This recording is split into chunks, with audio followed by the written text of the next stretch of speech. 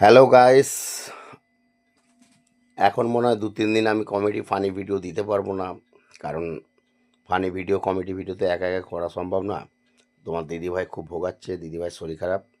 কালকের গেছিলাম সোদপুর আমরা।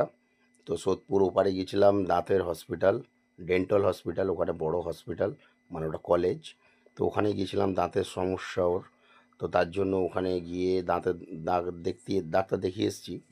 ঠিক আছে। তো এবার ট্রিটমেন্ট শুরু হবে। তো এবার ওখান থেকে এসেই আবার বাড়িতে জ্বর, খুব জ্বরে পড়ে রয়েছে, মানে ভক্কম জ্বর।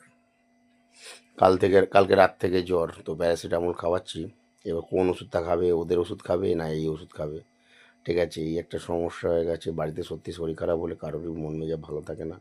ওই জন্য ঠিক মতন কোনো বন্ধুর পরিবারে আমি যেতে পারছি না, ভালোবাসাও দিতে পারছি না। দিদিভাইকে নিয়ে ছোটাছুটি করতে হচ্ছে, নিজেও কমেডি ভিডিও দিতে পারছি না। তো যাই হোক, কিছু মনে করো না, কারোর পরিবার যদি মিস্টেক হয়ে যায়। তো দিদিভাই একটু সুস্থ হয়ে গেলে সবার পরিবারেই যাব, সবাইকে ভালোবাসা দিয়ে আসবো, এবং সবাইকে আবার নতুন করে হাসাবো। সবাই একটু পাশে থেকো।